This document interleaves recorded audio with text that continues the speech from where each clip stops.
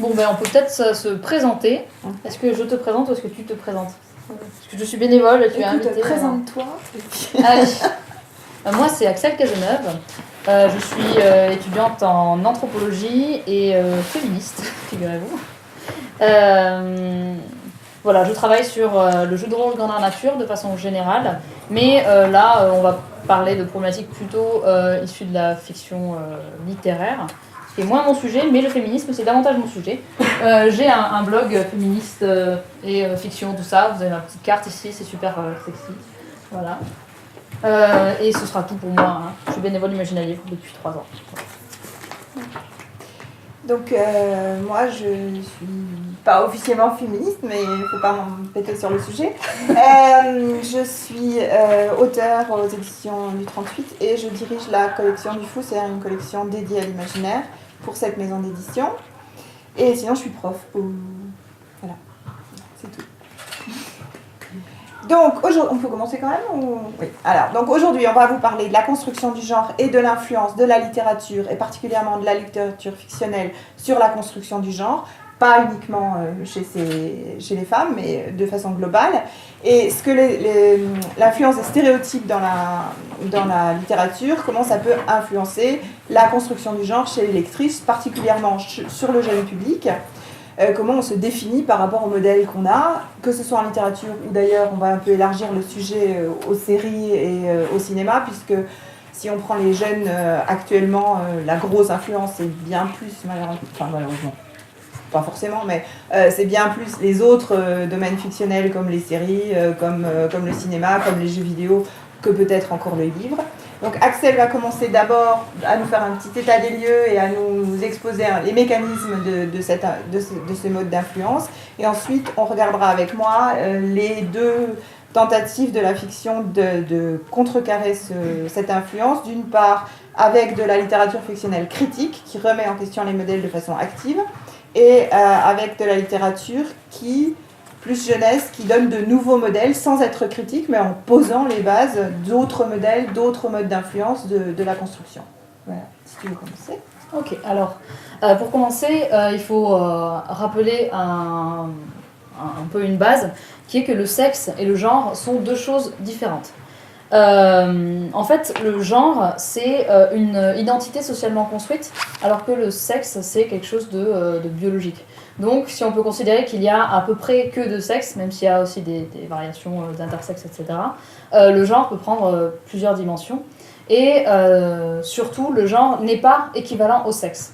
Or, il y a une pression sociale très importante dans le fait qu'en fait, on puisse voir par notre expression de genre quel est notre sexe. Parce qu'en fait, là, si on regarde autour, on va à peu près savoir... dans la plupart des cas, en tout cas, on va avoir une idée de quel est le sexe biologique de la personne en la regardant, alors qu'en fait, on n'en sait rien. Voilà. Et ça, c'est parce que l'élaboration sociale du genre prend la forme d'une manifestation par des signes extérieurs, donc c'est l'habillement, la façon de se tenir, la façon de parler, etc., du sexe biologique, dans la plupart des cas. Et c'est très compliqué d'en sortir. Les personnes trans ou intersexes ou non-binaires, etc., subissent d'ailleurs une violence assez inouïe à ce sujet, puisqu'il y a vraiment une pression à l'assignation, une pression au fait de se rendre conforme visuellement, ou en tout cas par la performance qu'on fait de notre genre à notre sexe biologique, qui n'est pas notre genre de base. Est-ce que déjà, là, ça va, le niveau du genre? Parce que c'est vrai que c'est un peu le truc de base, donc s'il y a des... Autant poser des questions maintenant en fait sur cette question-là, sinon ça va risque d'être un peu perdant, on va dire. Alors, donc je disais que l'adéquation sexe-genre est une injonction sociale très importante. Et la question qu'on va se poser dans un premier temps, c'est comment celle-ci s'opère-t-elle chez des petits-enfants? Parce qu'en fait, alors on constate que dès à peu près l'âge de 2 ans, les enfants sont capables de savoir garçon-fille, homme-femme. Et ce, en fait, sur la base de signes, c'est-à-dire de signaux de genre. Voilà, et dans ce cas-là, le genre chez les petits-enfants donc, est lié exclusivement à l'expression de genre, puisqu'ils n'ont pas encore trop d'idées de qu'est-ce que c'est biologiquement, que ça peut être le sexe. Et c'est pour ça que le genre est conçu non pas comme quelque chose de vraiment fixe, pas comme une caractéristique individuelle qui appartiendrait à quelqu'un, mais plutôt comme un ensemble de signes, d'expressions, tout ça. C'est pour ça que si vous avez une petite fille qui sait qu'elle est une petite fille, et que vous allez l'habiller avec des vêtements en lui disant ça c'est des vêtements de garçon, ça peut la choquer, en fait elle va pleurer parce qu'elle se dit oh là là, on est en train d'essayer de me transformer. Alors qu'en fait on peut très bien porter des vêtements qui n'appartiennent pas à notre genre et puis se sentir très bien dans sa peau ou encore même adopter des vêtements dans notre genre que celui qui nous a été assigné à la naissance. Donc la question, puisque le genre est perçu dès le plus jeune âge en fait, comme un effet social de certains signes objectifs, la question est quel est le rôle de la fiction jeunesse dans la définition de ces critères ? Parce que pour savoir ce que c'est qu'un garçon ou ce que c'est qu'une fille, il faut que le gamin il était exposé dès un âge précoce à un espèce de catalogue de voilà, ça c'est un truc pour filles, c'est un truc pour garçons. Bon, si vous êtes allé à Noël dans le monde, vous avez constaté qu'on est quand même bien branché voilà, sur comment dire, définition, signaux genrés. À ce sujet, il y a un album jeunesse qui m'a pas mal fait réfléchir, qui s'appelle Bonjour Madame, qui est publié aux éditions Eidola. Les autrices, c'est Delphine Rieu et Julie Gore. Je vais utiliser autrice pour auteur au féminin. C'est un mot qui existait avant, et puis l'Académie française a fait non, pas de femme autrice. Voilà. Bon, ça c'était. Donc, je trouve qu'ils sont mieux que auteureux. Donc, voilà. Alors, donc, l'album jeunesse Bonjour Madame, c'est l'histoire d'un extraterrestre qui vient d'une planète, enfin d'une espèce entièrement asexuée. Et il arrive et il fait ok, alors là, il y a l'air d'avoir au moins 2 genres. Mais comment on les reconnaît ? Et il pose des questions aux gens et les gens lui répondent les filles, elles ont les cheveux longs. Ou encore, les garçons, ils aiment le sport. Bon. Et puis il va dans la rue et puis il trouve une fille qui fait du tennis et il fait ah bonjour monsieur. Et puis il fait je suis pas un monsieur. Enfin et ainsi de suite. Vous voyez le truc. Et donc le point de ce livre, c'est de se dire ouais, en fait, différencier un genre d'un autre efficacement, c'est pas du tout facile quoi. Comment et pourquoi est-ce qu'on attend ça de nos gamins finalement ? Pourquoi un gamin il devrait arriver à distinguer un garçon et une fille alors que finalement c'est pas des monolithes, c'est pas des trucs hyper séparés, ça se recoupe. Je suis déjà partie beaucoup trop loin par rapport à mes notes. C'est normal, ça arrivera à un autre moment. Voilà, la question qu'on va se poser donc, c'est donc, dans l'idée de remettre en question aussi les dégâts que peut faire la fiction jeunesse et les rôles présentés aux femmes et aux garçons, enfin aux filles et aux garçons. Montrer les dégâts du fait de présenter le genre comme une évidence et comme quelque chose de fixe. Et donc la question ce sera, quel est donc le rôle de la fiction dans la construction du genre et dans la définition des caractères attribués à chaque genre ? Dans un premier temps, il y a quelque chose qui est un peu alarmant, voire carrément alarmant, je sais pas. On constate que dans la littérature pour gamins, les femmes et les filles ont un caractère secondaire, passif. Par exemple, là je cite une étude qui a été publiée par l'université de Floride, portée sur 6000 livres écrits entre 1900 et 2000. Bon, ça fait quand même une portion de temps, il y a des variations, hein, bien sûr. Mais qui note quand même que 80% des livres ont des personnages masculins centraux, alors que seulement 40%, un peu moins de 40% de livres ont des personnages féminins centraux. Ça veut dire qu'il y aura des livres où il y aura des garçons et des filles centrales, et des livres où il y aura essentiellement que des garçons, et quelques livres où il n'y aura que des filles centrales. Mais c'est plutôt rare, effectivement. Donc c'est moitié moins, quoi. Pour les autrices de cette étude, ces disparités, donc je cite, ces disparités sont la preuve d'une annihilation symbolique et ont des répercussions sur la compréhension du genre pour les enfants. Qu'est-ce que ça veut dire ? Ça veut dire que les femmes sont effacées en fait des représentations et que cela produit des effets sur la représentation de la place qu'elles peuvent avoir dans la société. Bon là pour l'instant je vais me concentrer essentiellement sur pourquoi les filles sont un peu secondaires et subalternes dans la fiction. Ensuite on verra bien sûr qu'il y a des effets négatifs sur les garçons aussi et que c'est pas du tout une histoire de juste les filles. C'est juste en termes de représentation et de place, on constate qu'il y a moins de filles représentées. Ensuite j'ai trouvé une étude plus récente et de plus faible envergure mais française, donc ça c'est l'avantage, qui se porte sur 537 albums jeunesse publiés dans l'année 94 seulement, mon année de naissance. Coïncidence ? Je ne pense pas.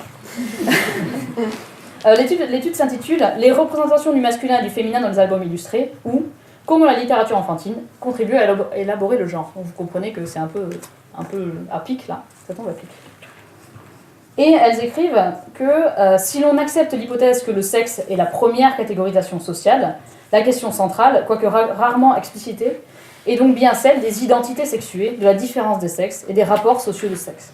Donc voilà, elles partent du principe que la société étant structurée autour des rapports de genre, même si un livre ne va pas expliquer, ne va pas dire explicitement, voilà, nous présentons la différence entre les garçons et les filles, ça va toujours être un propos qui va prendre beaucoup de place, notamment dans l'illustration, puisque en fait les albums et les images, les représentations illustrées sont des supports privilégiés d'assimilation de ce que sont les signes adaptés pour un genre. Donc les autrices de cette étude-là notent, tout comme l'étude précédente, que les hommes sont davantage représentés au travail, donc pour 30%, que les femmes, 15%. Et donc les femmes sont souvent confinées au rôle maternel. Et en plus, quand elles sont représentées au travail, c'est les métiers du care. Qu'est-ce que c'est les métiers du care? Donc en anglais, care, ça veut dire prendre soin, etc. C'est les métiers de la santé, de l'éducation, de l'aide à la personne, etc. Essentiellement, dans les livres pour gamins, ça va être la maîtresse, l'institutrice, qui va être une des figures les plus représentées, une des figures féminines majeures, on va dire. Voilà. Il y a des statistiques, mais je ne vais pas toutes vous les faire, ça va être chiant sinon. Ce qui est intéressant, c'est qu'elle constate que, je cite, concernant les activités, elles répondent fortement aux stéréotypes de sexe et exactement à la réalité. Coïncidence, donc toujours pareil. Bon, voilà. Par exemple, donc les mères sont essentiellement occupées aux tâches ménagères, par ordre d'importance cuisiner, servir à table, mettre la table, s'adonner aux travaux ménagers. Elle porte également un tablier pour 20% des mères, alors que seulement 3% des pères portent un tablier. On est en 94, il n'y a pas si longtemps que ça, et en plus c'est des livres qui vont...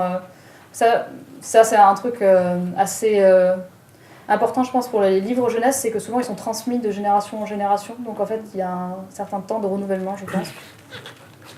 Alors dans les albums, au contraire, les pères se consacrent aux mêmes activités à dominante masculine que dans la réalité. Ils jardinent, ils bricolent, ils se reposent. Non mais c'est magique ça. Ils lisent le journal, donc 10% des pères et 1% des mères lisent le journal. Donc, voilà. Ils écoutent la radio et la télévision. 6% des pères, 2% des mères. Voilà, donc concernant cette adéquation à la réalité, en fait, je fais un petit point sur l'imitation. Parce que en fait, les albums imitent la réalité, dans un certain sens, forcément, et en même temps, ils la reproduisent. Parce que dans tout processus d'imitation, bon là je fais un peu étude du jeu et tout, ou sociologie, dans tout processus d'imitation, il y a un double mouvement. Effectivement, comment dire, quand je calque un phénomène, j'imite strictement, mais en même temps que je l'imite, je le reproduis, je le rends imitable pour quelqu'un d'autre après. Ça a des effets positifs dans le sens où une imitation elle n'est jamais parfaite, donc hop, d'imitation en imitation, des choses qui changent. Et ça a aussi des effets de reproduction sociale. Ce qu'on appelle la reproduction sociale, c'est le fait que, en fait, si on est né ouvrier, si on est né dans une famille d'ouvriers, on a plus de chances de devenir ouvrier à son tour que si on est né dans une famille de cadres. Donc on va reproduire notre environnement et la société se reproduit comme ça. Enfin bon. Et l'imitation est un des mécanismes qui président à la reproduction sociale. Et on va voir donc que les livres jeunesse participent, en proposant des modèles facilement imitables, à la reproduction de la société. Alors, un des problèmes qui sont mis en exergue par ces études-là, c'est que le masculin est le genre de l'action. Ah oui, alors ça c'est trop drôle. Dans toujours l'étude française, 4 activités sont à dominante féminine. Se pomponner, se déguiser, donc ça, se pomponner, se déguiser en même temps, avoir des activités ménagères et se mettre en colère. Se mettre en colère. Vous aussi, vous vous levez le matin, vous dites ouais, moi je me mets très bien en colère aujourd'hui. Bon, enfin voilà, en tout cas, se mettre en colère fait partie des activités dominantes des petites filles dans les livres. Génial. Voilà. C'est pas une activité en tant que telle. Comment? C'est pas une activité en tant que telle. Mais si, voyons. Oh là là, je m'ennuie un peu. C'est sûrement lié à la dominante éducative. Quand tu éduques, quand tu es là comme maman, tu vas aussi t'énerver et gronder tes enfants, en gros, quoi. Et donc, voilà. Ou du domaine du caprice, donc irrationnel. C'est ça. Il y a un truc comme ça, c'est les filles. Sous-entendu. Ouais. Irrationnel. Et du côté des garçons, en fait, c'est très différent. Il y a un exemple qui parle, même s'il date un peu, hein, c'est la légende de Mulan. On a tous en tête au moins le film Disney. Mulan, qu'est-ce qu'elle fait pour pouvoir pouvoir se battre, avoir vraiment entrer en action, quoi. Elle doit prendre l'apparence, elle se déguise en homme, elle prend l'identité d'un homme. Parce que si elle garde son identité de femme, ça passe pas, quoi. Bien sûr, là, c'est un exemple qui va servir à secouer un peu les cadres, mais il n'empêche que ça correspond bien à des représentations sociales aujourd'hui encore, quoi. Faut que j'arrête de dire quoi. Alors, donc les femmes et les filles occupent ainsi le plus souvent un rôle subalterne. Subalterne, c'est-à-dire secondaire ou d'arrière-plan. Alors que les héros masculins sont plus souvent mis en avant. En fait, les personnages masculins sont plus souvent des héros. Le genre de l'héroïsme, c'est le genre masculin. Et en fait, ça se perpétue même dans par exemple dans les comics qui présentent pas mal de super-héroïnes, puisque les super-héroïnes sont des super-héroïnes, ok, pas de souci, mais elles véhiculent avec elles tout un tas de représentations un peu limites. Par exemple, la diversité des corps féminins est très faible par rapport aux héros qui peuvent avoir, entre un Spider-Man et un Hulk, il y a quand même un monde, quoi, en termes de physique. Alors que entre une Wonder Woman et une Poison Ivy, elles peuvent mettre les fringues les unes des autres. C'est pratique. Ouais, c'est ça. Non, mais c'est pratique. C'est ça, elles peuvent changer là. Ah, bam, aujourd'hui je vais être Poison Ivy, c'est cool. Alors, au niveau, juste pour faire petite parenthèse sur les jeux vidéo, parce que les jeux vidéo, on voit bien que c'est pareil, hein, les choses qui se sont développées dans les comics notamment ont bien suivi dans le jeu vidéo. Les jeux vidéo en termes de représentation sexiste, c'est un peu moyen. Et pourtant, en fait, les jeux vidéo, c'est une des activités geeks les plus paritaires. Vraiment, il y a autant de filles que de garçons qui jouent aux jeux vidéo, autant d'hommes que de femmes. Bien sûr, c'est pas forcément les mêmes, mais voilà. Bon. Si je peux juste te couper, moi j'ai des enfants ados, et donc je connaissais pas Zelda avant, parce que je suis pas gamin, et donc, début de l'adolescence, et hop, Zelda, et moi j'étais hyper surprise, parce que je me suis dit, mais où est la fille? Eh oui. Ça s'appelle Zelda, mais il y a un mec qui court tout le temps, et voilà, et elle est où Zelda, quoi? Et donc j'ai des garçons qui m'ont expliqué gentiment que bon, t'étais bien gentil, mais bon, la princesse elle était dans la tour, c'est bon, quoi. C'est le prix de consolation à la fin, ou de. Voilà, mais où est Zelda, quoi? C'est assez ridicule. Ouais, ben voilà. Et en fait, pour jouer des personnages féminins, il va falloir souvent arriver un peu plus loin dans le jeu, débloquer les personnages féminins. Exactement. Ou les acheter en DLC, etc. Donc j'ai consulté la page Wikipédia sur Gender Representation in Video Games. Elle est très bien, je vous la conseille. Wikipédia, c'est vraiment une encyclopédie extraordinaire. Voilà, c'est tout ce que j'avais à dire sur Wikipédia. Petite anecdote, donc il y a une étude publiée par le Washington Post en 2015 qui étudiait les 50 jeux de plateforme sur téléphone mobile les plus populaires. Et on voit que les jeux de plateforme sur les téléphones mobiles, c'est quand même des trucs qui sont très très répandus. Ils ont constaté que sur ces 50 jeux, 98% proposaient des personnages masculins, et pour 90% d'entre eux, c'était gratuit, alors que seulement 46% proposaient des personnages féminins, et 15% des jeux seulement permettaient d'utiliser ceux-ci gratuitement. L'étude précise que jouer un personnage féminin a un surcoût moyen de presque $8. Voilà, je trouve que c'est assez symptomatique de... Voilà. C'est cher d'être une femme. Ah oui, c'est ça. Hein, c'est clair que déjà on a un surcoût de base dans notre vie. Et en plus, il faut payer pour jouer, quoi. Il y a deux principes qui ont été un peu humoristiques, qui ont été mis en place pour dénoncer un peu les œuvres sexistes. Il y a le principe de la Schtroumpfette, de Katia Pollitt, donc qui est une essayiste et féministe américaine. Le principe de la Schtroumpfette, c'est quoi? La Schtroumpfette, c'est la Schtroumpfette, ok? Bon. Donc, dans pas mal d'œuvres de fiction, on constate qu'il y a des personnages masculins et un personnage féminin. Éventuellement d'autres personnages féminins qui vont muer ou d'arrière-plan, bien sûr. Mais en tout cas, en personnage féminin actif, il y a régulièrement une seule femme. Un autre test, c'est le Bechdel test, vous en avez forcément entendu parler. Le Bechdel test, il propose 3 règles pour définir si une fiction passe un peu, quoi. La première, c'est il y a 2 personnages féminins identifiables, donc avec un nom. Ces 2 personnages parlent entre elles, et elles parlent entre elles d'autre chose que de mecs. Et en fait, c'est pas si facile que ça de passer le test. Pour revenir à la fiction jeunesse écrite, on va dire, J'ai consulté un rapport de l'Observatoire des inégalités entre hommes et femmes qui observe que il y a quand même à part dans la BD où vraiment la BD c'est très très masculin, il y a une relative parité dans les œuvres de fiction, mais elle appelle, donc l'autrice, j'ai oublié son nom, Nina Schmidt, appelle à de la prudence puisqu'elle dit qu'il faut nuancer la diversité des rôles.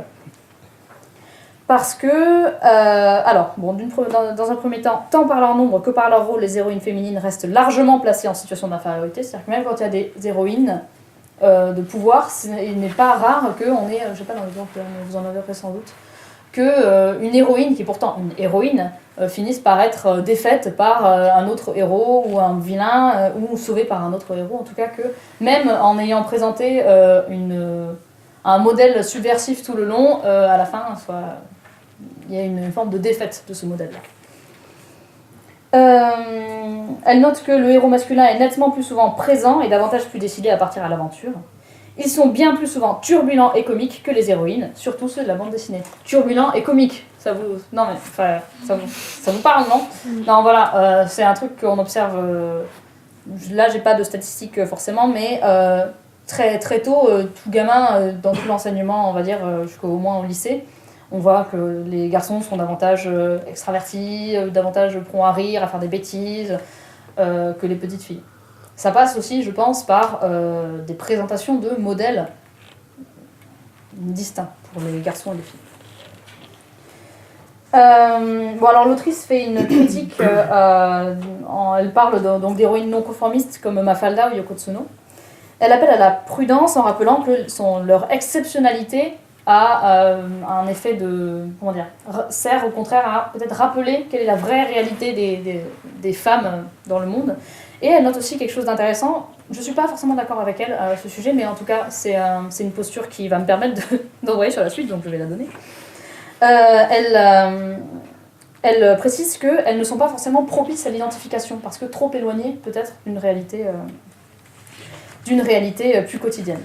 Ce qui m'amène à me poser la question, mais qui donc peut être rôle modèle ? Donc un rôle modèle, c'est quelqu'un en fait « Oh là là, trop bien, je veux être comme Mafalda », par exemple. Mais pourquoi pas ? En même temps, du sas. Voilà. Alors, qui peut être rôle modèle ? Là, je vais lire parce que je vais lire. Voilà, parce que c'est ma liberté en tant que personne qui est présente. Afin de préparer cette conférence, j'ai, poussé par un ami professeur qui n'est pas arrivé, le vilain, il faut dire qu'il finissait à midi, à réaliser une petite enquête. Donc j'ai réalisé une petite enquête avec ses élèves, donc des 3e et des 4e de classe. Les questions étaient simples, elles portaient sur des personnages, sur les personnages auxquels elles s'identifiaient le plus, quel était leur éventuel livre préféré, et les livres qu'elles préféraient quand ils étaient jeunes.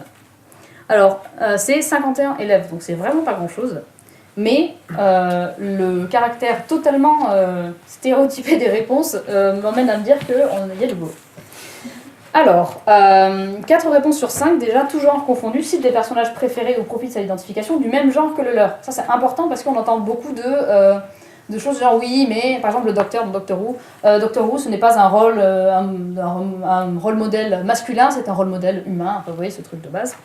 En fait, ça compte. En fait, le genre du héros ou de l'héroïne compte dans l'identification avec ce personnage-là.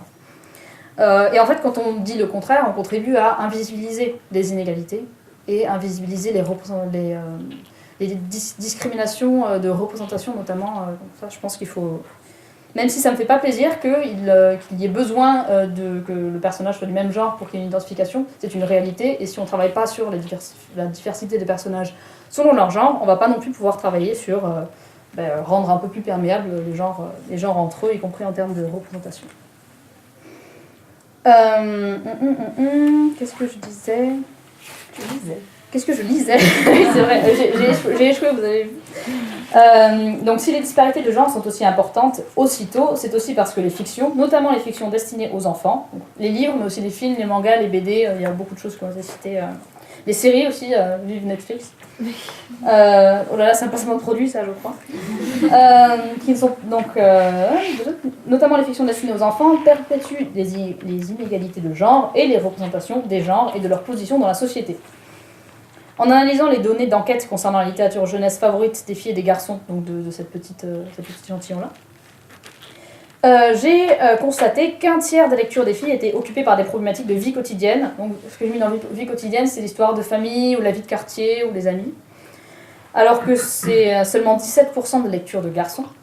Un autre tiers de lectures féminines était constaté à la littérature thématique petite fille. Alors, qu'est-ce que j'appelle littérature petite fille ? C'était les poneys, les chatons et je veux devenir vétérinaire. Voilà. Non, mais c'est ça, hein. Voilà, petite exception, oui, les garçons, c'est principalement du sport, 20%, et un tiers d'histoire d'aventure. Les aventures chez les filles, je sais même pas combien c'est, tellement c'est pas beaucoup. Voilà. En tout cas, c'était peut-être 7 ou 8%, il me semble, de tête. Et donc, un tiers pour les aventures, 20% pour le sport. La petite exception de les filles, elles ont des romans de danse aussi. Ça m'arrache le cœur de dire tout ça. Bon voilà, bilan, les filles à la maison, les garçons à l'aventure, c'est reparti pour une génération de plus d'hégémonie patriarcale, et c'est tout pour moi. Donc, voilà, sur le petit, si je peux rajouter juste sur le petit, je suis prof en primaire en Allemagne, enfin j'ai des élèves de primaire, et c'est vraiment ça, on a la moitié de la classe, j'ai 12 filles, 12 garçons dans la classe, et c'est vraiment rose, les fées, l'équitation, la danse, gna gna gna. Et les garçons ils se baladent avec des bouquins bon, pour CE2, mais où ils passent leur vie à courir, à jouer, à sauter partout, etc. Et c'est vraiment un enjeu de taille de l'éducation de mettre des romans, des romans de jeunesse à l'intérieur de la classe, soit neutres, soit au contraire à fond garçon, mais pour toute la classe, et tout le monde doit travailler avec, ou à fond fille. Ça m'arrive très souvent d'obliger mes élèves masculins, mes petits garçons à y aller côté fée, fleur et talala et rose. Et finalement, quand on y va régulièrement et quand on les amène à ça, mais il y a très peu de résistance. Il y a très très peu de résistance. Peut-être au début, deux, trois grandes gueules qui te disent « Oui, non, c'est pas possible, madame.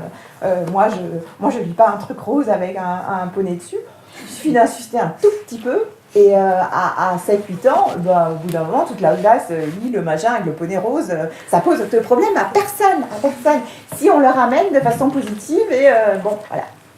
Donc c'est vraiment un enjeu de taille que la littérature jeunesse mette des personnages qui soient des modèles d'identification pour tout lecteur et pas uniquement les pires. Alors excusez-moi si je cite, mais je déteste cette maison d'édition. Les pires, c'est Fleurus. Fleurus, pour moi, c'est un ovni, ça date des années 50, ça devrait repartir dans le passé. C'est inadmissible qu'on offre encore à des gamins des bouquins roses, des bouquins bleu ciel, et qu'on trouve ça tout à fait normal, quoi. Mais bon, c'est un avis un peu tranché sur la question. Mais... Donc moi je vais voir un peu moins côté jeunesse, mais plutôt adolescents, jeunes adultes, comment la littérature de fiction peut remettre en place justement ces modèles traditionnels. Alors on a deux grands courants dans la littérature qui remet les modèles de genre en cause.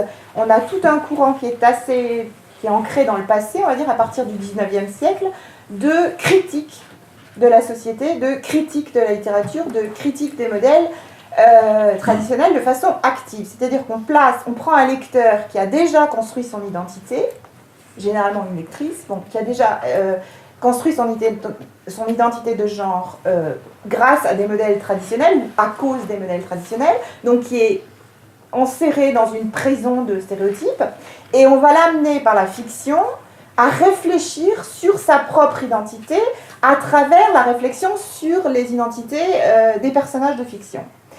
Ça, on le trouve à partir du 19e siècle. Alors, je ne sais pas si vous connaissez un roman qui a disparu de l'actualité, mais qui s'appelait...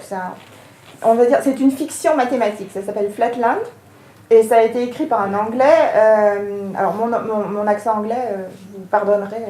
Voilà, il est allemand, mon accent. Ouais, bon, voilà. Qui a écrit une fiction mathématique. Alors, c'est un monde fictionnel où tous les personnages sont des formes mathématiques. Alors, ce qui est intéressant, c'est que le monde masculin passe par toutes les formes possibles et imaginables en fonction du statut social. C'est-à-dire que les ouvriers sont des petits triangles un peu écrasés, les cadres sont des triangles bien pointus, les nobles sont des carrés, d'ailleurs le héros est un carré, voilà, qui se balade, et le clergé ce sont des ronds, alors c'est la forme parfaite, etc. Les femmes, quel que soit leur statut social, sont des traits, voilà, des traits, voilà. C'est une ligne. Les femmes sont des lignes, des traits, des petits traits, voilà, voilà. Et donc ce monde est remis en question par l'arrivée d'une forme à 3 dimensions. L'alien du 19e siècle, c'est une petite forme à 3 dimensions qui va mettre le bazar au milieu et se poser plein de questions. Mais c'est bon, le propos de l'auteur Abbott, c'était de critiquer, d'exagérer au maximum la situation d'une société anglaise de l'époque, enserrée dans des modèles extrêmement masculins, et de le pousser à l'extrême, donc aux traits, quoi, il ne reste plus rien, des traits qui rentrent en plus par la porte de derrière, parce que dans toutes les maisons, il y a une porte de devant pour les formes masculines, et une porte de derrière pour faire rentrer les traits, parce que quand même, il ne faut pas trop les montrer. Et elles sont évidemment limitées à la sphère domestique. Donc, à la sphère domestique. Donc c'est tellement abusif, c'est tellement exagéré, c'est tellement poussé à l'extrême, que le lecteur ne peut que s'insurger contre ce monde ridicule où des traits traînent par terre. Bon. Donc, il y a une grande partie de la littérature de fiction, jusque dans les années 80, c'est pousser à l'extrême le modèle, hein, montrer des sociétés ailleurs, etc., où les femmes sont complètement écrasées, il ne reste plus rien, etc. Mais honnêtement, quand on regarde, on se dit qu'il y a encore des pays... c'est exactement ça, quoi. Ça n'a pas bougé d'un iota dans certaines sociétés.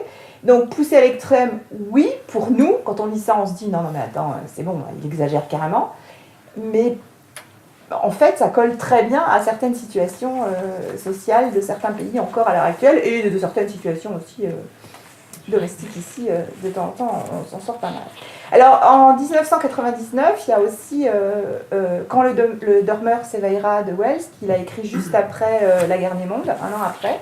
C'est aussi l'idée. C'est, on se réveille, je ne sais plus combien, 200 ans après, voilà, et on découvre un monde, bon, alors c'est une critique globale du monde, mais la partie féminine est quand même très intéressante. Les femmes, c'est reproduction ou prostitution. Voilà, il y a deux catégories, c'est simple, c'est net, c'est précis, point de salut entre les enfants ou le cul. Bon, voilà, ça, c'est clair, c'est net. Et donc c'est pareil, c'est donc lui, il arrive, il se réveille, il s'aperçoit que rien n'a changé, c'est devenu encore pire, et donc il y a une manière de miroir, on se regarde à travers le livre et on se remet en question soi-même. Bon, les années d'après-guerre n'étaient pas du tout propices à une réflexion féministe poussée, c'est plutôt l'inverse, enfin, sauf en littérature de fiction. Par contre, les années 60-70, comme tout le reste de la société, se remettent à critiquer le rôle traditionnel des femmes, etc. Et donc là, on a une série de romans de science-fiction très intéressants, dont en particulier Les femmes de Stepford, Ira Levin, qui est très très intéressant, puisqu'il s'agit de dénoncer la condition féminine aux États-Unis dans les années 70, avec une femme qui se retrouve en banlieue, dans une banlieue un peu bizarre, elle arrive avec son mari, etc.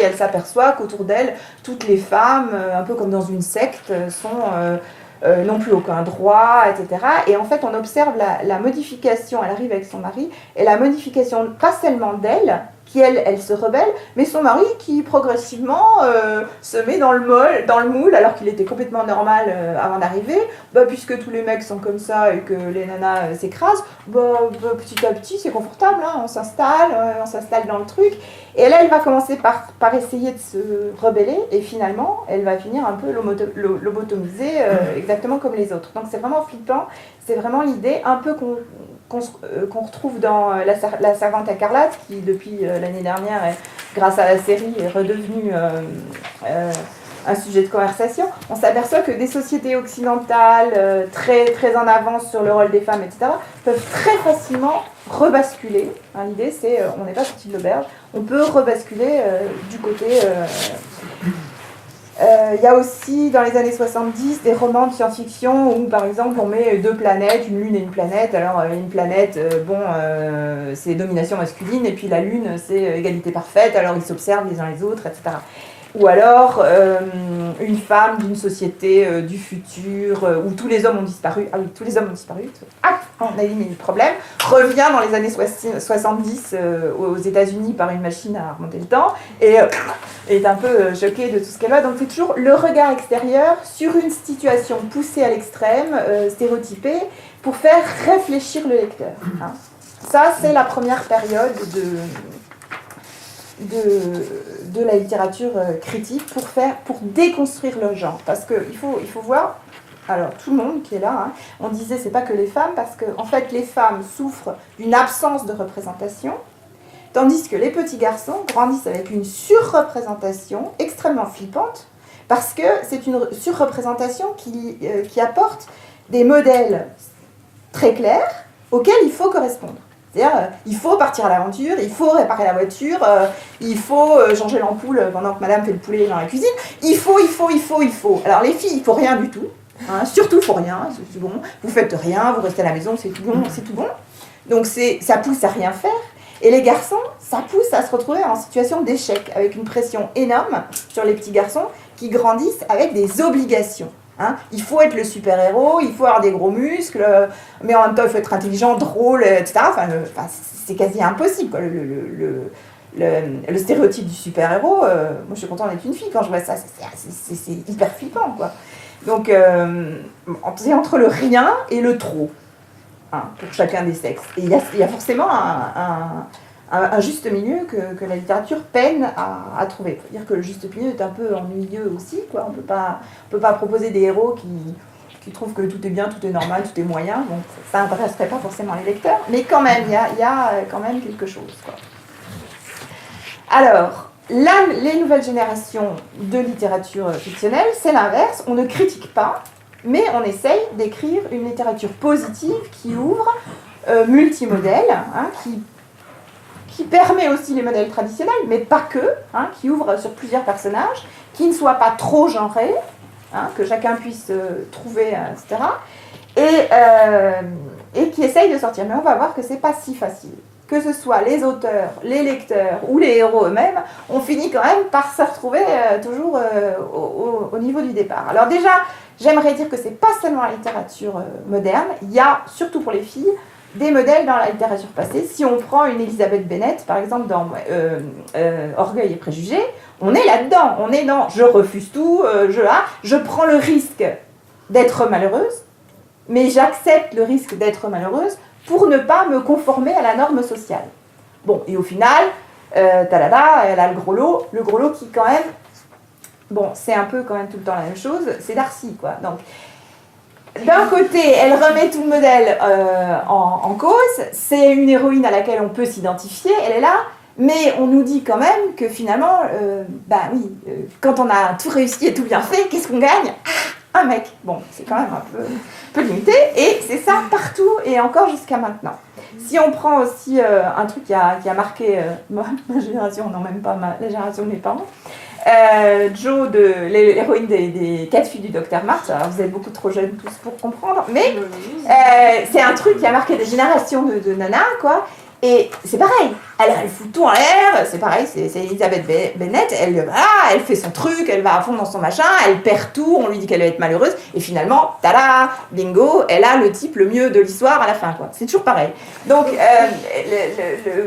bon, finalement, c'est quand même un peu, on revient toujours au départ, puisqu'on revient toujours au bonheur conjugal et à la joie merveilleuse d'être deux. Voilà. Bon.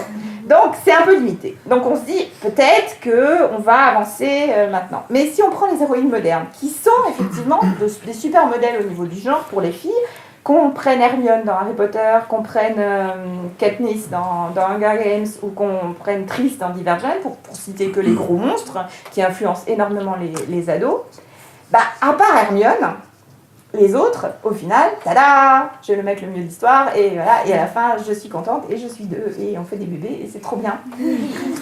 Voilà, non mais c'est ça, écoute, même Katniss, elle tue tout le monde, elle sauve le monde, etc., et à la fin, dernière image du film, et dernière image du livre aussi, allez hop, un bébé dans les bras, la campagne, c'est merveilleux. Voilà. Bon.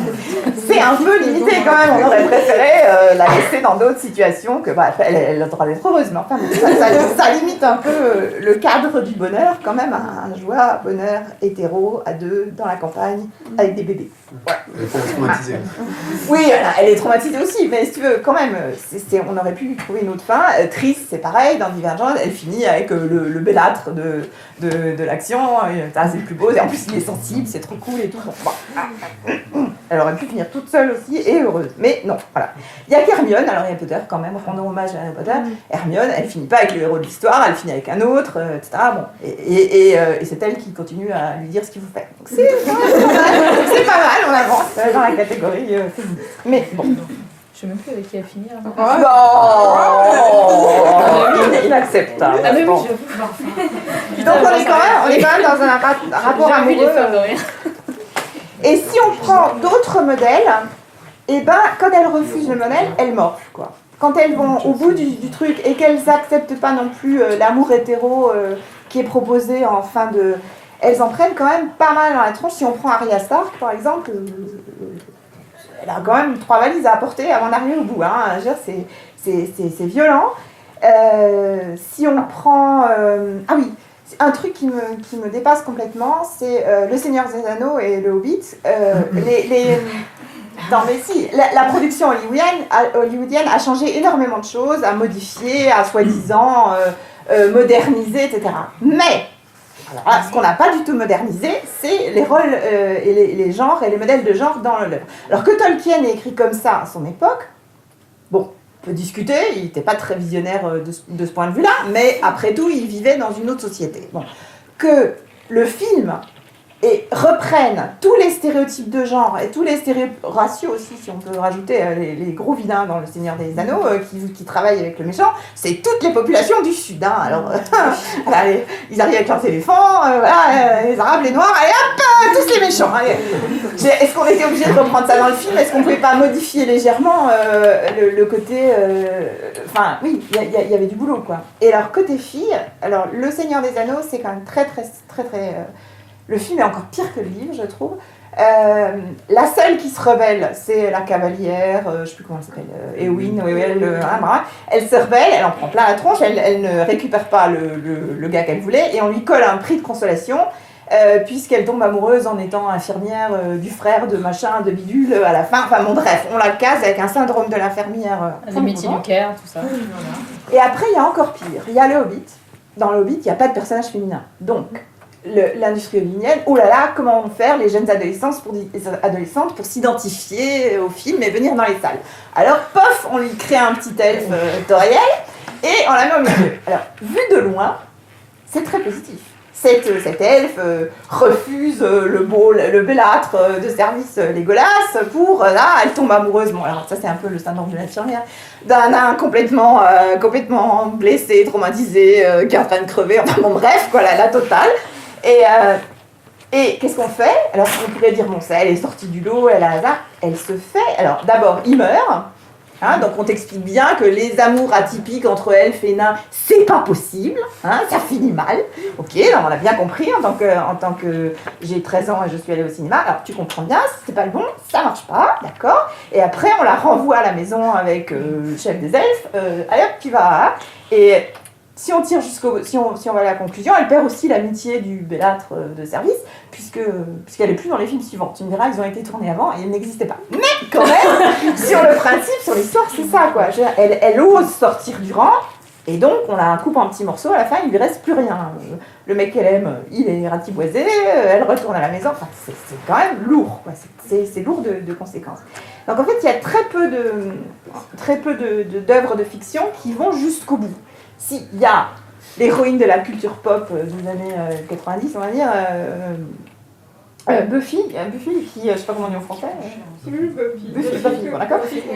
Qui, alors là, oui, là on va jusqu'au bout du modèle. Elle sauve le monde, elle tue des vampires, elle couche avec des vampires, enfin elle fait ce qu'elle veut, mais elle est complètement dans le modèle féministe. Alors on aime ou on n'aime pas, on sait quand même un peu. Mais là, on est vraiment dans un modèle qui propose une autre structure qui va jusqu'au bout d'eux. On n'essaie pas de la mettre en couple à la fin et de lui coller 3 petits vampires. Non. Elle a le droit de rester comme elle est et pas obligée de faire des bébés à la fin pour avoir gagné. Donc c'est déjà un gros progrès.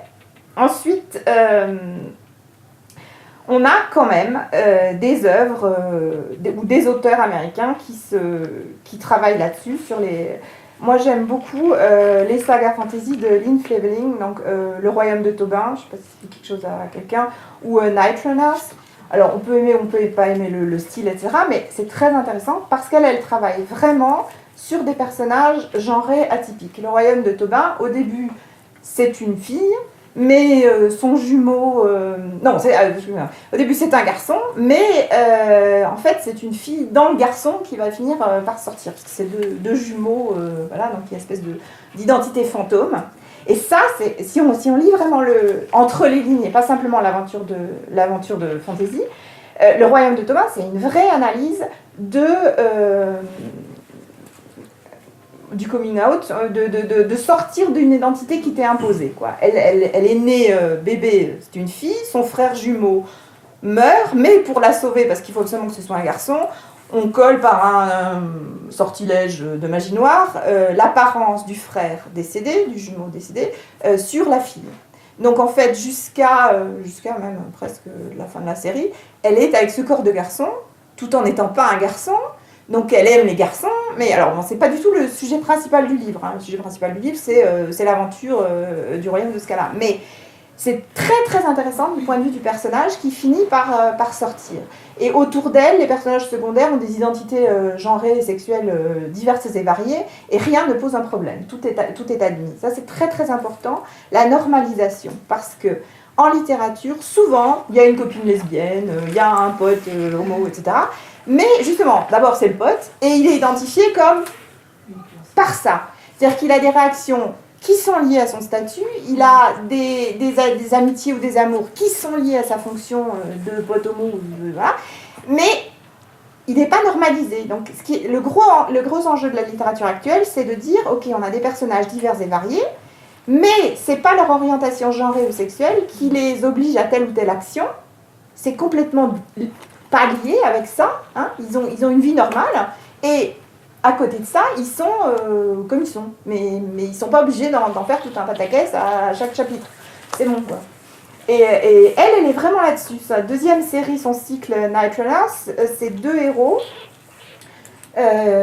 qui sont ensemble, deux hommes, et là c'est pareil, c'est la norme totale. Il y a tous les modèles possibles et inimaginables, et dans la série, le fait que ce soit 2 mecs ne prend pas le pas sur l'histoire. Bah oui, c'est 2 mecs, bon ben voilà, c'est 2 mecs. Ça pourrait être 2 filles, ça pourrait être un garçon et une fille, ça ne pose aucun problème. Hein. De temps en temps, il y a des thématiques qui sont liées à ça, mais pas plus qu'autre chose. Et ils agissent pas parce ils agissent normalement, quoi. Ils trucident quand même des méchants et ils continuent à avancer. Et le fait qu'ils soient ensemble, c'est pas un critère, c'est juste un état de fait. Et ça, c'est vraiment hyper important qu'on arrive à de la littérature où les différents genres, les différents modèles soient en fait des données, mais pas des critères d'évolution, voilà. Parce que c'est ça qui va permettre aux gamins de voir les choses de façon différente. Ouais. Sinon, loin un des rares personnages, alors c'est pas de la fiction fantasy du tout, c'est une série, sur tout ce que j'ai lu, ce que j'ai vu, etc. Alors vous allez vous foutre de ma gueule après, mais c'est pas grave. La seule série où il y a vraiment un personnage qui me semble vraiment, pour une femme, constituer un modèle différent et être positivement expliqué, c'est dans Grey's Anatomy. Alors là, on rigole. Hein, le personnage de Christina Young, je ne sais pas si vous connaissez, c'est un médecin, femme, qui pendant tout le truc reste sur sa lignée. Elle est brillante, elle ne veut pas d'enfant. Et elle est athée. Alors, le truc pour les États-Unis, elle est athée, elle veut pas d'enfant. Ah, le monstre. Et quand même, c'est un des personnages les plus positifs de la série. Hein. Et c'est un peu l'effet du Juno dans le cinéma Juno. Je sais pas comment. Juno dans le cinéma canadien. Sauf qu'avec une série, c'est beaucoup plus prenant, parce que les nanas qui regardent ça, elles regardent ça toutes les semaines, ou c'est long, c'est sur des années, il y a 7 ou 8 ans de trucs. Et donc elles grandissent avec ce personnage, qui est une possibilité. Alors à côté de ça, elle a plein d'autres médecins copines qui sont tout à fait normales et qui parlent de leurs affaires de cul là, du début à la fin de la série. Mais il y a aussi cette possibilité. Et c'est vraiment fondamental de grandir avec des personnages. Harry Potter, c'est ça aussi. Hermione, on grandit avec elle. Hein, et on peut résister sans être sans avoir un tampon sur la tête, ne veut pas faire comme les autres.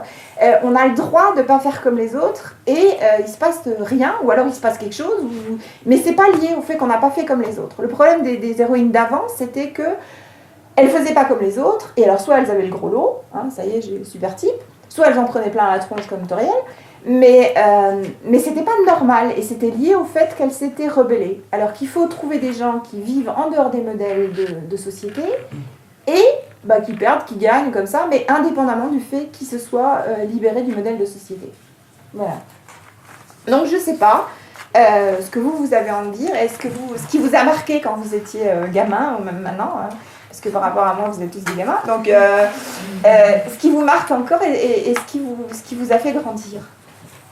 Alors je me sens obligé de réagir parce qu'on a parlé de Tolkien et donc on a atteint un point sensible. Désolé. Alors juste pour parler de la défense de Tolkien, donc Tolkien a commencé à écrire ses romans, après il a commencé à avoir l'idée dans quand il était sur le front en 14-18, donc ça remonte quand même à 14-18. Donc voilà, donc, les idées à l'époque n'étaient pas les mêmes que celles d'aujourd'hui. Et en plus de ça, Tolkien se base sur, il y a beaucoup d'inspirations de Tolkien qui viennent des sagas scandinaves et des sagas anglo-saxonnes, et notamment de Beowulf, de Nibelungen, toute la littérature nordique, scandinave, etc., médiévale. Donc c'est normal qu'il y ait des stéréotypes sexistes, c'est assez logique. Et le fait que les adaptations filmiques aient suivi la même chose, certes ça peut être regrettable d'un point de vue idéologique, mais personnellement je trouve que l'intégrité de l'œuvre originale passe avant, et je pense qu'on n'a pas à faire cadrer l'œuvre d'origine avec une nos conception à nous d'aujourd'hui, alors que l'auteur avait décidé que ce serait comme ça et pas autrement. Je vais prendre un exemple d'Alexandre, mais même un auteur qui aurait défendu des positions très extrêmes, de style par exemple nazi ou autre, même s'il a fait ça, je considère qu'on doit préserver l'esprit avec lequel il a fait son œuvre et pas chercher à transformer son message. Parce que, d'après moi, la volonté de l'auteur passe d'abord et avant tout le reste.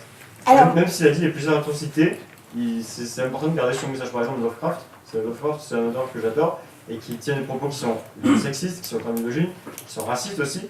Et pourtant, je considère qu'il ne faut pas modifier ce qu'a dit Lovecraft, parce que c'est ce qu'a dit l'auteur, et à partir du moment où l'auteur a dit un truc, je suis contre le fait qu'on modifie ce qu'a dit l'auteur. Oui, mais justement, les films ont beaucoup modifié, c'est ça le problème. S'ils avaient été extrêmement fidèles à l'œuvre, je serais entièrement d'accord avec toi. Et ensuite, il y a toute une question de qu'est-ce que tu modifies.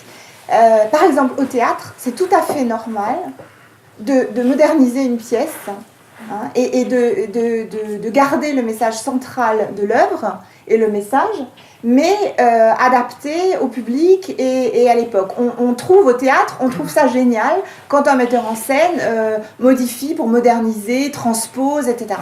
En littérature, au cinéma, tout le monde hurle au loup quand on change une virgule de l'œuvre d'origine. C'est une position possible. Moi, je dis que ce qui est important, c'est le cœur de l'œuvre, le message que voulait faire passer le Tolkien. Que Tolkien ait écrit comme ça ne me dérange absolument pas. C'est tout à fait marqué, c'est tout à fait normal pour son époque. Mais le message de Tolkien n'est pas du tout un message anti-féministe, anti-genré, etc. Il s'en fout. C'est simplement des données sociologiques du moment où il a écrit qui font que son œuvre est comme ci, comme ça. Mais le cœur de l'œuvre de Tolkien, c'est pas du tout la position homme-femme, etc. C'est d'autres choses qui sont à l'intérieur. Et ça, c'est très important d'y être fidèle et de les transposer. Ce qu'il y a autour, si la production hollywoodienne est prête à mettre une Toriel qui se balade en s'amourachant de je sais pas quel nain qui s'est fait tirer dessus, le beau gosse, on est quand même très loin de l'univers de Tolkien. D'ailleurs, le Hobbit, pour moi, c'est un monstre, c'est un ovni cinématographique. Ça devrait même pas. C'est une aberration, c'est une aberration, mais quitte à faire une aberration destinée au jeune public. Non, mais c'est ça, si. Quitte à faire une aberration qui n'est plus du tout l'œuvre d'origine. Mais après tout, pourquoi pas? Ça aurait pu être un film sympa, une série B sympa de fantasy pour ados de 13-14 ans qui n'ont pas le droit parce que papa et maman ont dit non de regarder Le Seigneur des Anneaux parce qu'ils sont pas assez grands, Bon, alors le Hobbit, mais c'est ça en fait, c'est ça. Le Hobbit, c'est préparer un public de 12-13 ans, je sais, je les ai à la maison, de 12-13 ans, pour après avoir envie de regarder le reste. Hein, c'est du teasing. Bon, voilà. Bon. Et quitte à faire ça, et à modifier plein de trucs, et en faire un truc qui n'est plus du tout du Tolkien, on est bien d'accord, mais quitte à faire un truc moderne, qui se sert un peu de l'univers de Tolkien pour faire un machin, autant aller jusqu'au bout du truc. Tu peux pas sortir une tutoriel pour les petites gamines parce qu'elles vont s'identifier, et puis après leur mettre un coup de bâton sur la tronche en bien leur expliquant que « Ah, tu t'es identifié, c'est bien, alors maintenant on va t'expliquer que c'est pas bien du tout hein !» Bon, non, soit on va jusqu'au bout du truc, soit on laisse, quoi. Hein. Mais je suis entièrement d'accord avec toi sur le principe de base que Tolkien, lui, il n'y a rien à remettre en question. C'est une écriture à un moment donné, c'est complètement génial, bon, voilà. Mais la situation, on va pas expliquer pourquoi la situation des livres écrits au 19e siècle ou au début du 20e était socialement comme ci, comme ça. J'ai une collègue là qui s'est mise à faire un club des 5 avec ses élèves. Je dis, fais gaffe, parce que club des 5, c'est raciste, quoi. Il y a plein de trucs. Bon, tu regardes un peu ce que tu prends, parce qu'elle voulait absolument leur faire un truc de littérature enfantine, pas actuelle, mais de nous, quoi. Enfin, bref. Je disais, fais gaffe à quel numéro tu prends, quoi, parce que il y a des mots à supprimer, il y a des mots qui passent plus, quoi. Tu veux plus dire ça, le club quoi. des 5, les méchants, c'est toujours le clan de 8 ans qui s'est installé. Oui, voilà, c'est ça. Il faut quand même faire ouais. attention, les trucs qui sont plus acceptables. Pardon. Ouais, en fait, il faut garder à l'esprit qu'une adaptation, c'est une adaptation. Et donc, en fait, il y a vraiment la problématique de comment est-ce qu'on adapte quelque chose non seulement à un support, mais aussi à un public.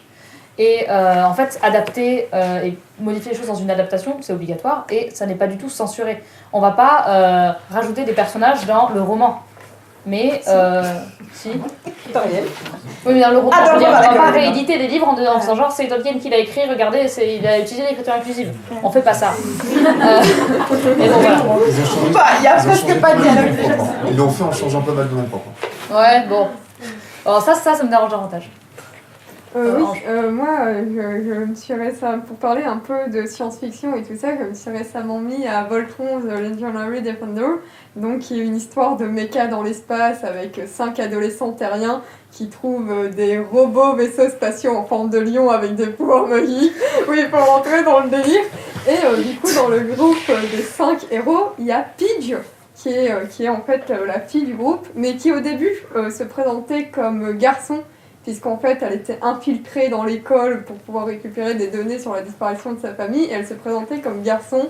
Et par rapport au genre, c'est vrai qu'il y avait un travail intéressant, du coup l'épisode de la révélation de en fait je ne peux pas être un, puisque l'un des camarades est là, allons soyons des hommes et allons-y, et là ta fille qui fait en parlant de ça, je ne peux pas être un homme parce qu'en fait je suis une fille, et du coup globalement la réaction de l'équipage c'est un qui était là, parce qu'on devait penser que t'étais un garçon. Voilà, y a aucun problème par rapport, mais elle reste quand même, notamment à la découverte des pouvoirs de son vaisseau, dans un rôle assez féminin, puisque ses camarades masculins découvrent leurs super pouvoirs lors de batailles et tout ça, lors où ils tuent tout le monde et tout ça. Elle découvre le super pouvoir et l'habilité de son vaisseau qui est les plantes et la nature. Heureusement, il a pas découvert en faisant le café, c'est pas un Non, par contre, c'est assez drôle parce que c'est la geek, c'est l'ingénieur de l'équipage. Donc au début, elle a du mal avec ce pouvoir de la nature, puisqu'elle est là, la campagne, non, laissez-moi transformer les particules de ce côté du vaisseau pour pouvoir faire un bouclier d'invisibilité. Et en fait, du coup, elle découvre son pouvoir pendant un rituel avec dans la forêt. Oui, ça reste très féminin. Donc voilà, ça reste. Des fois, voilà, il y a des choses intéressantes qui se font, mais il y a toujours une petite frustration il manque la grande bataille la grande bataille pour découvrir. Un point précis, c'est que en fait, Axel parlait d'imitation et de reproduction. Le problème, c'est ça, c'est l'auteur. La variable problématique, c'est l'auteur, parce que on écrit en en se servant de sa propre histoire, de son propre vécu, etc. Et donc, on écrit avec les biais qu'on a nous-mêmes intégrés. Hein. Bon, moi, j'écris de la littérature adolescente, enfin, grands ados, on va dire, et c'est un travail actif de faire attention à mes personnages masculins, à mes personnages féminins. Si j'écrivais au fil de l'eau en me disant « Ah, je suis sûre qu'ils auraient des réactions beaucoup plus typées, quoi. » Et c'est toujours, à chaque personnage que je crée, c'est toujours une réflexion, comment il est, qu'est-ce qu'il va faire, etc. Est-ce que ça renvoie à un modèle négatif quand on écrit pour des ados ? Il y a une responsabilité d'auteur, beaucoup plus qu'en littérature adulte, de se poser la question, qu'est-ce qu'on va renvoyer comme message ? Par exemple, il y a une grande partie de la littérature fictionnelle pour ados, fantasy, qui renvoie à des ados actuels l'image que la victime, enfin, se sacrifier, l'image du sacrifice, c'est hyper positif. Et moi, je discutais avec des profs de collège et lycée qui me disaient c'est hyper dangereux parce que non seulement on leur parle sans arrêt du djihad, gna gna gna, etc.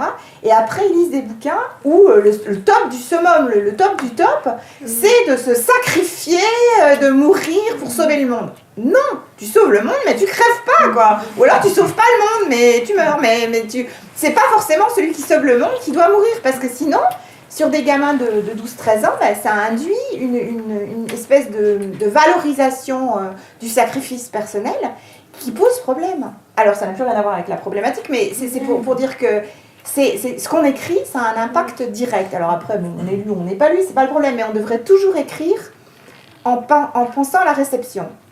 Surtout, alors après les adultes c'est autre chose, mais quand on écrit en jeunesse, il faut forcément une démarche active de l'auteur en se disant qu'est-ce que j'envoie comme signaux à la gamine ou au gamin qui va me lire. Alors, est-ce que je l'envoie directement se sacrifier ou sauter par la fenêtre ? Ou est-ce que je l'envoie dans des modèles traditionnels voilà. Parce que c'est bon, tu fais un groupe de copains qui part à l'aventure, etc. Il y a des filles et des garçons dans le groupe, c'est bien attention que ce soit bien dosé. Bon, si possible, il y a aussi un ou une qui sont un peu troisième genre ou qui ont des intérêts pas un peu plus loin que l'hétéro classique. Donc voilà, t'as tout là. Et après, ils sont perdus dans la forêt. Et il y en a un qui fait le feu, gna gna gna, et puis il y en a une qui fait le café. Tu peux être sûr que chez 90% des auteurs, spontanément, il y en a une qui va faire le café, quoi, ou qui va faire la bouffe, pendant que les autres vont aller chercher du bois, je sais pas quoi, bon bref.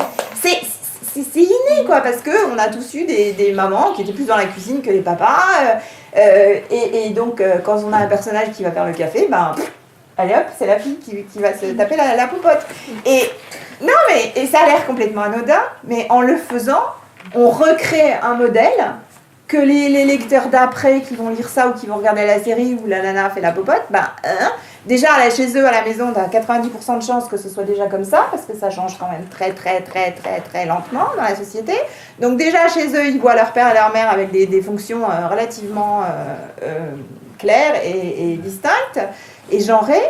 Et après, ils vont prendre un bouquin qui est censé les sortir de ça, et pof, la nana fait la popote. Bon, non. Donc, il faut aussi se forcer à changer au niveau des caractères, ou du moins à lisser, quoi. Pour reprendre d'ailleurs l'exemple de la cuisine, c'est un exemple qui est vraiment sur deux, je viens de me rendre compte sur deux aspects, parce qu'en effet la cuisine au foyer ou dans le groupe c'est la femme, mais dès qu'il y a un chef, dès que c'est un restaurant ou même le kebab du coin de la rue, c'est un mec qui cuisine. Mais ça correspond à la réalité. Voilà, dès qu'on vend la nourriture et dès que c'est dans la société et dans l'option mercantile, c'est un mec qui est... Mais c'est toujours ça, quand c'est le top du chef qui te fait le truc de folie où il faut réserver 3 mois, c'est pas une nana qui est en cuisine, c'est pas possible, quoi, parce qu'il y a personne, voilà. Par contre... les panettes de poisson, tous les... Dès qu'il y a des enjeux de pouvoir. J'avais entendu une émission sur France Inter chez mon kiné. Voilà, écoutez, c'est comme ça. Ouais, voilà, c'est pour ça que je veux dire, j'écoute pas forcément. C'était un cuistot qui parlait justement, enfin un grand cuisinier. Et on lui demandait, mais comment ça se fait qu'il y a aussi peu de femmes parmi vous ? Est-ce que vous pensez pas que c'est un petit peu sexiste ? Et il fait, mais non, pas du tout. Je pense juste que quand on veut rentrer en compétition, il faut être prêt à tout sacrifier et que les femmes, elles ont envie de faire des enfants et puis de... Non, c'est pas sexiste, non. Tout va bien. Enfin voilà. Ouais, on tourne en rond en fait, et on retrouve dans la littérature ce que la société donne. Et de façon, comme les années 70 où on mettait on critiquait la littérature et la société par la littérature, il faut aussi le faire à l'heure actuelle avec les modèles positifs. C'était toi ou... C'est pas grave, vas-y. c'est pas Vas-y. comprendre sur les chefs. Ouais. J'avais écouté la même émission, le chef disait les hommes font des chefs-d'œuvre, les femmes font à manger. Oh, c'est charmant, ça résume bien l'action, Très peu quoi. qu'ils soient au-dessus parce que de toute Ceci façon, dit- elles doivent nourrir la famille, mais il ne faut pas que ce soit vraiment exceptionnel. Elles n'ont pas la compétence. Ceci dit, Nano, on revient sur nos stéréotypes de genre. Ça veut dire que les petits garçons, on leur dit dès le début, tu n'as pas le droit de faire un steak dans la cuisine, il faut que tu présentes un truc délirant. Si jamais tu as envie de faire de la cuisine, tu n'es pas obligé, mais si tu le fais, C'est pas des pâtes. il faut sortir le truc de folie, quoi. Tu vas pas faire des nouilles. Je voulais 3 points. Et ensuite, je voulais revenir sur ce qui venait d'être dit. En fait, je me faisais la remarque juste qu'en fait, même en étant conscient de ces problématiques-là, on a tendance à les reproduire. Alors, je vais reprendre le dernier exemple qui m'a marqué, c'est la semaine au Pays Basque. Et là, en fait, ce qui s'est passé, c'est qu'on est arrivé à 5 dans une maison pour la semaine. On est arrivé, j'ai fait le feu, et Yuki et Axel ont fait la cuisine. Concrètement. Hein. Oui, mais c'est... Je vis très mal le fait de faire la cuisine au quotidien et en fait j'aime bien ça et du coup j'ai... Moi, ça compte pas. J'ai besoin de manger, alors je fais. Oui, je suis d'accord. Mais en fait, c'est pas le. On peut expliquer là maintenant comment ça s'est passé. C'est juste que pendant que moi j'étais en train de faire ça, vous avez attaqué la cuisine immédiatement, etc. C'est pas. Comment dire. Je remets pas en cause la manière dont c'est arrangé, dont les choses se sont arrangées. Et je me projette pas dans cette représentation là non plus, mais n'empêche que si on n'y fait pas attention, on a tendance à le reproduire naturellement. Parce qu'on a des réflexes qui sont ancrés, et que même on a des compétences qu'on a apprises qui sont liées à ça, et donc quand on se réorganise, on utilise les compétences qu'on a. Et parce que ça a passé, c'est juste qu'on est arrivé, j'étais le seul qui savait se débrouiller avec un feu, donc du coup je me suis mis. Mais le truc, c'est juste que c'est juste qu'on se réorganise avec les compétences qu'on a, mais la question c'est comment on peut passer outre, justement pour éviter de... Bon là, il n'y a pas d'impact parce qu'on n'a pas donné l'exemple absolu, mais en fait, si, à nous-mêmes, mais en fait, je sais pas comment dire. En fait, le fait qu'on soit compétent dans nos stéréotypes de genre fait que, du coup, derrière, quand on est en société, on va avoir tendance à se réorganiser par rapport à ces compétences-là, et ensuite, ça va faire qu'on va continuer à développer ces compétences spécifiquement, et puis en plus, ça va faire qu'on va donner une image qui fait que par mimétisme, les personnes qui nous entourent, et pas uniquement les enfants, mais toutes les personnes qui nous entourent, vont être habituées à ça, et vont avoir moins tendance à les remettre en cause, et même si consciemment on a déjà fait le travail de déconstruction. Enfin, même si consciemment on a déjà fait un travail de déconstruction, et c'est assez compliqué. Et je vois pas comment, naturellement, ce que tu dis, c'est très très important et c'est très vrai, c'est que les goûts des personnes sont généralement basés sur leurs compétences. On aime ce qu'on sait faire. Souvent, on aimerait peut-être ce qu'on sait pas faire, mais on aime et on apprécie de faire ce qu'on fait bien, ce qu'on maîtrise, etc. Il y a une espèce de... Et quand on a appris, enfant, à faire certains trucs, après, un truc qui n'a rien à voir avec le genre, mais simplement le sport.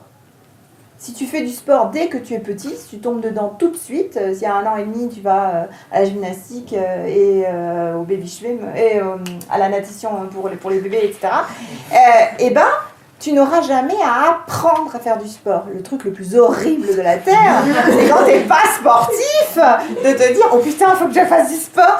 C'est impossible, c'est un truc abominable de se mettre au sport en tant qu'adulte ou en tant qu'ado pas sportive. Ça demande un effort de volonté, de souffrance, de trucs, ça dépasse tout, quoi. Moi, j'ai horreur du sport, bon, voilà, je vais pas m'y mettre à 48 ans. Alors que mes enfants qui sont tombés dedans quand ils étaient tout petits, ils font du sport, c'est naturel, ils se poseront jamais la question. Donc ils aiment ça aussi, parce qu'ils savent, parce qu'ils ont aussi développé les compétences sportives et corporelles pour le faire, donc il y a pas de... Voilà. Et ils ont des copines qui sont exactement dans le même cas, qui sont hyper sportives, et qui sont nées avec. Et pour toutes les autres compétences, on pourrait faire exactement la même chose, pas genrer, pas les limites, mais on le fait pas, parce qu'on est toujours... Et après, on transporte avec soi ce genre de trucs, même si on en est conscient. juste un truc avant de... Et le truc qui est important, c'est de pas non plus dramatiser l'ensemble. Parce qu'il y a des filles qui ont envie de faire la cuisine et puis il y a des mecs qui ont envie de faire le feu. Et je veux dire, on n'est pas là pour dire oh là là, vous avez tout mal fait, la prochaine fois, tu iras dans la cuisine et toi tu vas me faire le feu rapido. Chacun a le droit aussi J'ai essayé le feu, c'est vraiment moi je dis à mes élèves de primaire, je leur dis si vous avez envie, s'il y a une fille qui a envie d'être en rose avec une robe de princesse ou de fée et de balancer de la poudre de fée partout, bon, vas-y hein. Le seul problème c'est que ce soit interdit pour le garçon d'à côté. Et que toutes les filles aient cette idée-là aussi. Par contre, qu'elle ait envie de le faire, après tout, tu fais ta phase fée, puis après tu feras ta phase, je sais pas moi, archéologue, on s'en fout quoi. On va essayer de... Moi, c'était pas ça, c'est que... Ouais. Non mais pas pour toi aussi. C'était juste en fait, comme on a tendance à, du coup, à apprécier faire ce qu'on sait faire, aussi parce qu'il y a une reconnaissance sociale en fait quand on réussit quelque chose. Tout à fait. Du coup, ça fait que statistiquement, ça va biaiser le résultat de fait. Et je suis pas en train de dire que quelqu'un qui aime faire quelque chose ne doit pas le faire, pas parce que ça transporte un stéréotype, mais simplement que si on essaye, j'ai l'impression que si on n'essaye pas activement de faire quelque chose, on s'en sortira. On va continuer à véhiculer génération après génération des choses, même si 100% de la population était conscientisée par rapport à tout ça en fait. Et du coup, c'est... Oui, Julien. Du coup, ça tombe très bien que vous parliez des comportements et des normes, parce que ça va me faire une transition toute trouvée. Donc, on parlait donc de la question du genre, et je ne sais pas si ça a été rappelé au début, parce que je suis arrivé un peu à la bourre, donc désolé si je le répète, mais le genre, c'est avant tout juste des normes, des comportements qui sont assignés à une catégorie de la population perçue comme telle. C'est-à-dire que on a assigné ces comportements, c'est pas nous-mêmes qui nous l'assignons, mais les groupes sociaux et la société dans laquelle on évolue qui nous les assignent. Donc en partant de là, j'ai écouté un podcast, je crois que c'était hier ou avant-hier, qui était une conférence dont j'ai absolument oublié l'endroit, je sais juste que c'était Pierre Bordage et son éditrice, dont j'ai oublié le nom aussi parce que ma mémoire n'est pas très bonne, et donc qui discutait à propos des utopies et des dystopies dans la littérature. Et donc cette éditrice, Pierre Bordage statuait qu'en France, on était un peu dans un marasme qui fait qu'on a du mal à inventer, à créer, à innover, et que du coup, c'est pour ça qu'on vient plus facilement à des dystopies qu'à des utopies. Et elle disait, en fait, le gros problème qui nous empêche de créer une utopie et de penser autrement, en fait, c'est la masculinité. Et quand j'entends la masculinité, c'est-à-dire qu'en fait, l'homme, l'être humain aujourd'hui est enfermé dans une vision justement de la masculinité et du genre masculin qui est prédatrice, où l'homme est vu comme prédateur. Quand je dis l'homme, je parle bien sûr évidemment des hommes, mais également des femmes, parce que la société est considérée dans cette fonction prédatrice. Et je suis en train de me perdre, parce que voilà.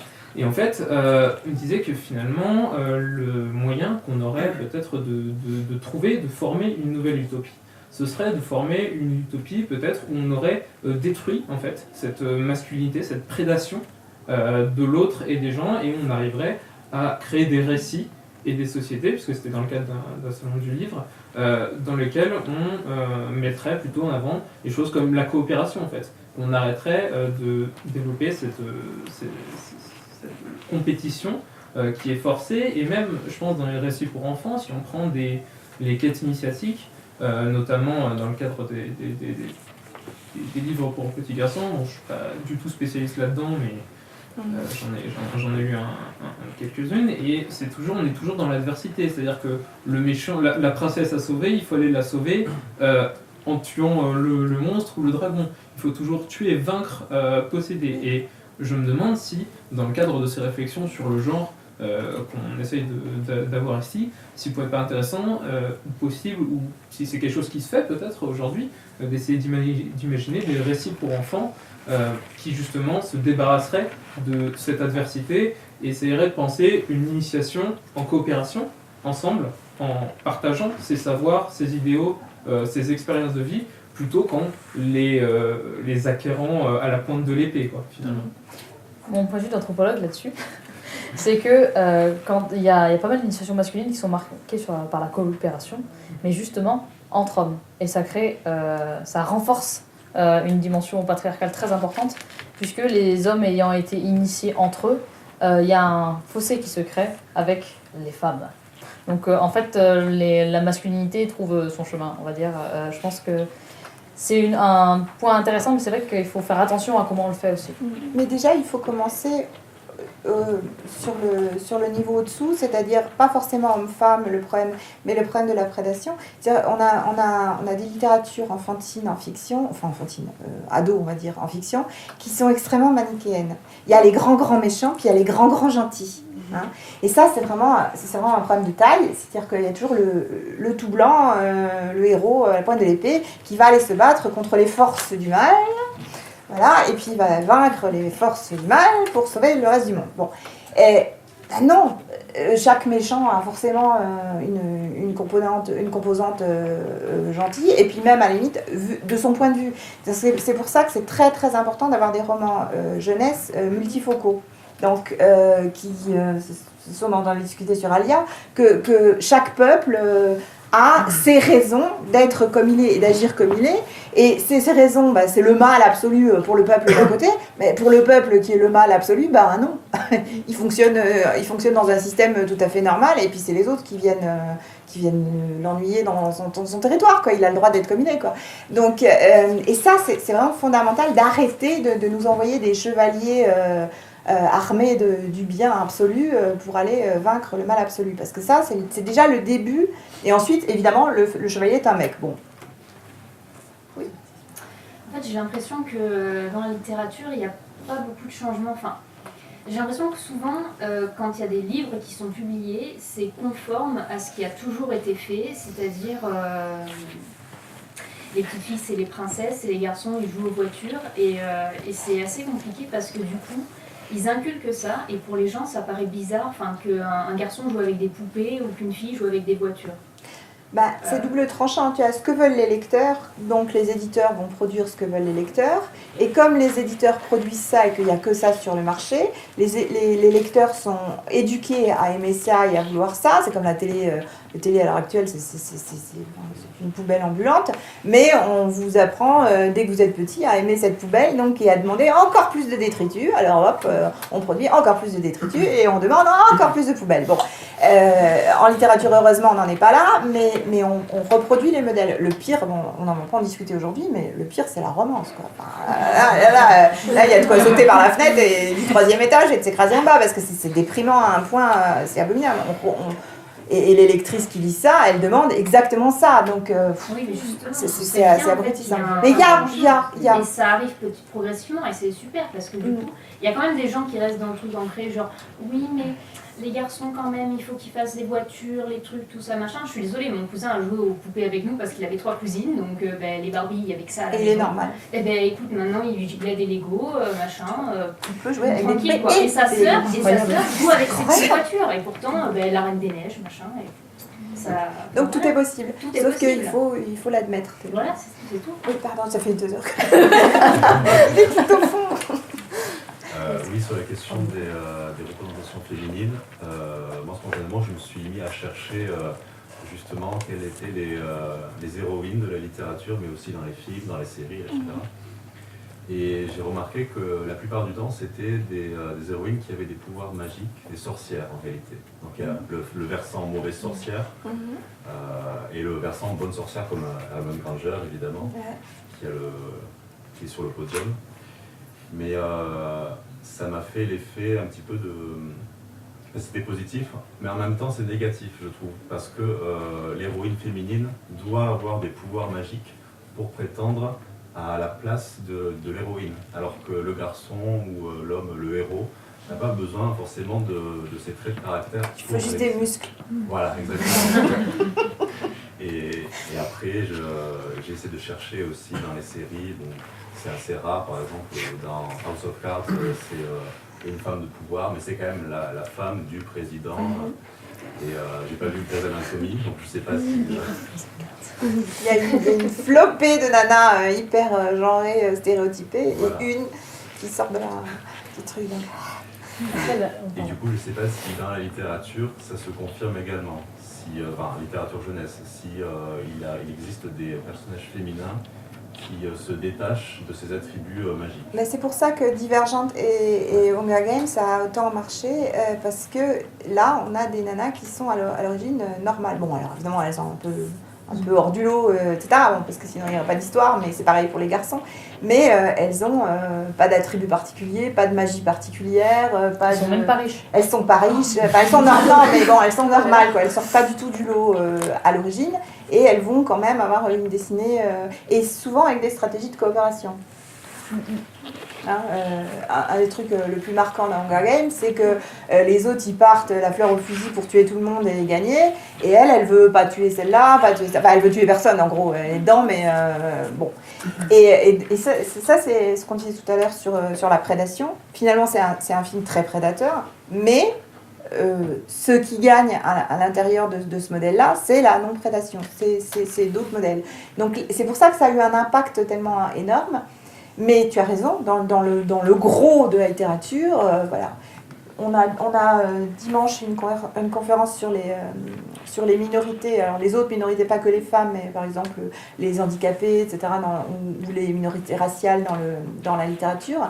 Et c'est pareil, quand tu vois des handicapés mis en avant dans la littérature fantasy, etc., ou dans les films, ils ont toujours un super pouvoir qui annihile leur handicap. Mais d'un autre côté, les gars normaux, ils ont aussi un super pouvoir qui les... Alors pourquoi est-ce qu'eux, ils seraient obligés de rester sur leur modèle d'origine? Donc c'est toujours un peu double tranchant. Mais c'est vrai qu'il y a très peu de modèles comme Katniss et Triss.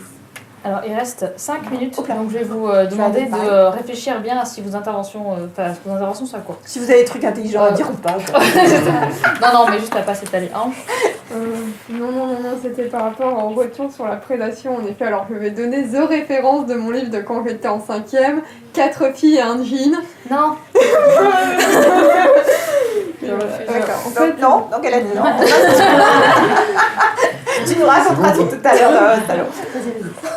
Alors, je vais rebondir sur ce que tu disais.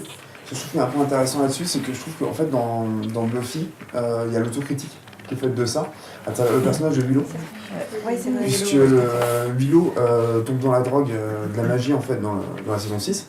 Et dans la toute seconde de la saison 7, elle a peur d'utiliser elle a peur d'elle-même, en fait. Elle a peur que ce qu'elle pourrait faire, c'est utiliser ses pouvoirs.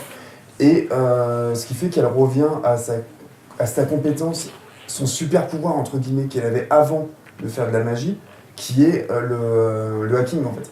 Et le truc, c'est qu'elle est aussi super douée là-dedans. Et techniquement, c'est pas de la magie, c'est juste une compétence qu'elle a. Qui est une compétence qu'elle a au-delà de la norme, mais c'est une compétence réelle et c'est pas une compétence magique. Et si on prend Marvel, tous les mecs, alors jusqu'à Wonder Woman ça, mais tous les mecs ont des super magies, des pouvoirs, des trucs là. Et Romanoff, elle t'en fout une, mais toute seule quoi, elle a pas besoin. Agent Romanoff, Oui, chez nous elle s'appelle comme ça. J'ai tous les noms en allemand. Elle Elle se base sur ses propres capacités de combat. Elle a aucun bouclier magique, aucun truc en titane ou je sais pas quoi. Elle est elle. Et franchement, elle, ça suffit quoi. C'est pas trop mal. En comics, mais Harley Quinn aussi, il me semble. Alors, Harley Quinn, elle n'a pas de pouvoir. Harley Quinn, elle a un grand marteau en bois. Alors que les mecs, eux, ont tous des trucs, des petits machins en plus quoi. Donc finalement, si, non, en cherchant bien, je pense.